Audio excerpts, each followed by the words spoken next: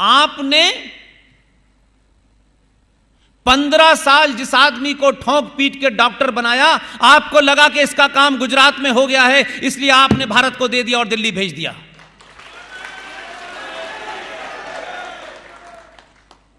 और ये दिल, ये जो आपने परोपकार किया है, एक बार नहीं किया। जिसे 2014 में भेजा था, दिल्ली में बड़े बड़े रैकेटियर हैं, बड़े बड़े दलाल हैं, हर पार्टी में हैं, ऐसा नहीं है कि कुछ पार्टियों में नहीं, सब में हैं।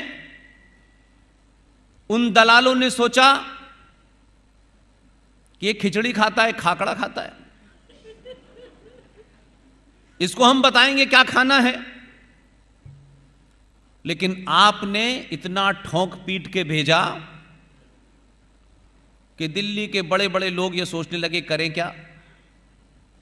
तो जब उन्हें कुछ नहीं मिला तो भारत सरकार ने जो उन्हें अवार्ड दिए थे वो लौटा दिए। गुस्सा आया तो उन्होंने अवार्ड ही लौटा दिए। फिर अवार्ड खत्म हो गए, अब क्या करें। तो कभी वो पाकिस्तान में जाके डराते हैं, वहां की आईएसआई से कहते हैं भाई हमारी मदद करो, इसे हटाओ, हमसे तो हट नहीं रहा ये। और ये सिलसिला चला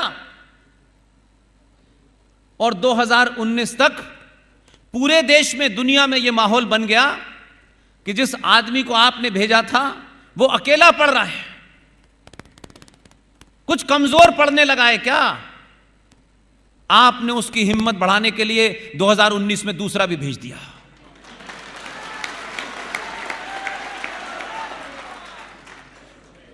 अब स्थिति यह हो गई है कि जो लोग 2014 वाले को डरा रहे थे वो कहते हैं पहला वाला अच्छा था यार,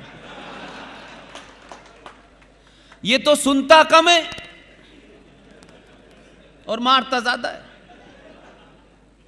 इस सिलसिले को गुजरात का एक एक नागरिक याद रखे कि जब तक आपके शरीर में जान है तब तक हर 5 साल के बाद इससे भी बड़ा खतरनाक भेजिएगा, ये रोकिएगा मत। और पूरे देश के तमाम लोगों को जो राजनीति के अपने आप को चाणक्य समझते हैं, आपकी देखा देखी भारतीय राजनीति में एक होड़ लग गई है, एक रेस लग गई है।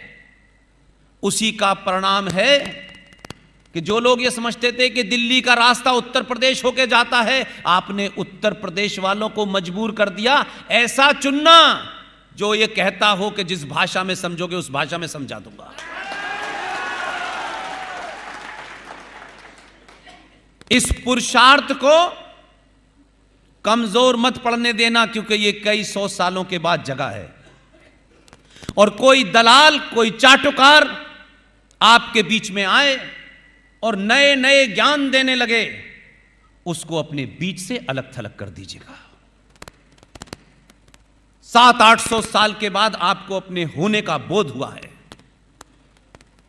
आपकी ये माताएं बहनों के सम्मान की बात होने लगी है। भारतीय राजनीति में 70 साल के इतिहास में जो भी पॉलिटिकल साइंस के गुरु हैं, जो भारतीय राजनीति को पास से देखते हैं, वो ये यकायक समझते हैं कि भारत में कुछ हो गया है। इसलिए जो बुद्धिजीवी भी हैं इस देश के, वो भी लंबे समय से चाटुकारिता करने के कारण सही बात लोगों को नहीं बताते।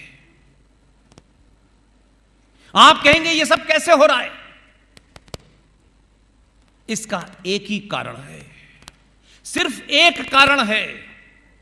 इस कारण को कोई राजनीतिक दल अपने स्वार्थ के लिए तो आएगा आपके बीच में, नई नई कहानियां सुनाएगा। इस राजनीति के केंद्र में 900 साल के बाद पहली बार भारतीय हिंदू आया है। भारत में राजनीति होती थी, हर पार्टी सबसे पहले यह कहती थी हम मुसलमानों को 2 बकरियां देंगे, चावल देंगे, बिजली का बिल देंगे, मकान देंगे, फला देंगे, ढिमाका देंगे। हर आदमी को अल्पसंख्यक का बुखार चढ़ गया था। कोई पार्टी साफ शब्दों में कह रहा हूं मैं, किसी पार्टी में यह हिम्मत नहीं है कि वो ये करे कि हम सत्ता में आएंगे तो इस देश में जो बहुसंख्यक है 90 करोड़, उसके हितों को पहले सुरक्षित करेंगे। जो इस देश में सबसे ज्यादा जीएसटी देते हैं, जो इस देश में सबसे ज्यादा इनकम टैक्स देते हैं, उनके हितों की बात नहीं होती।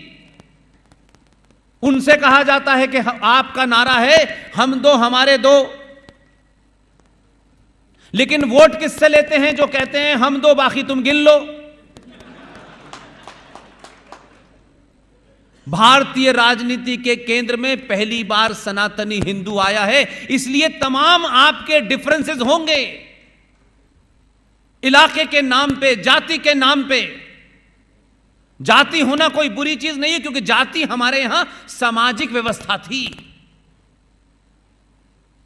जाति कोई हमारे शास्त्रों की व्यवस्था नहीं थी। और आपको शायद नहीं पता यह बात, भारत में जातिगत जनगणना पहली बार अंग्रेजों ने कराई थी, हमने नहीं कराई।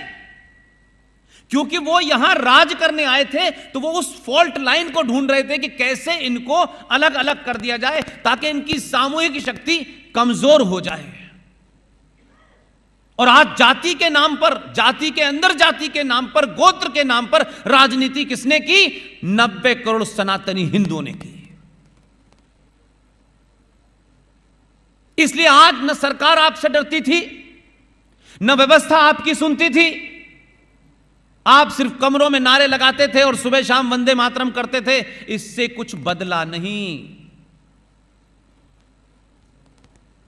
यहां पढ़े लिखे लोग होंगे, छात्र भी होंगे। फिजिक्स पढ़ी है? हाथ उठाइए कितने लोगों ने बेसिक फिजिक्स पढ़ी है। फिजिक्स में क्या फॉर्मूला है? फिजिक्स का फॉर्मूला क्या है? Every action there must be an equal and opposite reaction. अगर कोई एक्शन है तो उसका रिएक्शन होगा और इक्वल होगा। लेकिन जब कोई साइंस के खिलाफ चला जाए, क्योंकि सारे लोग ये समझते हैं कि सनातन शब्द जो है कोई ढकोसला है, कोई रिलीजन है, कोई पूजा पद्धति का नाम है। सनातन शुद्ध रूप से साइंस है। इसलिए सनातन के मानने वालों को यह फरमाया गया, यह बताया गया कि जब तुम्हारे गाल पे कोई एक चांटा मारे तो तुम दूसरा गाल आगे कर दो। यह निहायती अनसाइंटिफिक बात है। सनातन के लोग जो साइंस को मानते हैं, जो सनातन को साइंस कहा जाता है, उसमें ऐसे मूर्ख नेता पैदा हुए कि वो कहा कि अगर आपके मुंह पे कोई चांटा मारे तो दूसरा गाल आगे कर दो। यह अनसाइंटिफिक बात हमें क्यों पढ़ाई गई? यह सवाल किसी ने पूछा भाई।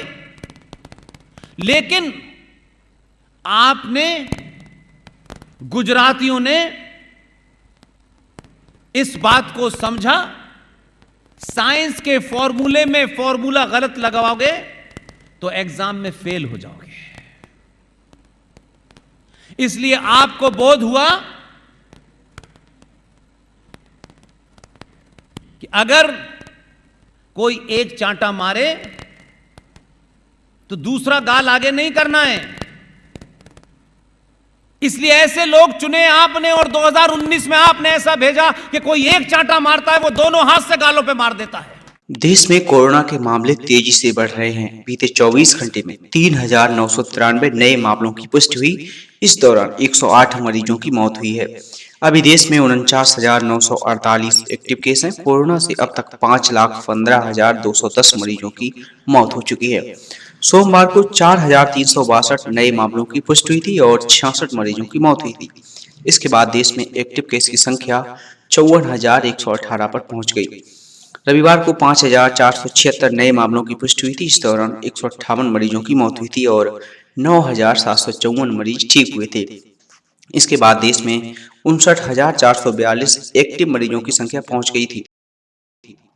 बीते कुछ दिनों में कोरोना के नए मरीजों में तेजी से गिरावट दर्ज की जा रही थी। हालांकि कई रिसर्च में कोरोना की चौथी लहर की भी आशंका जताई गई है।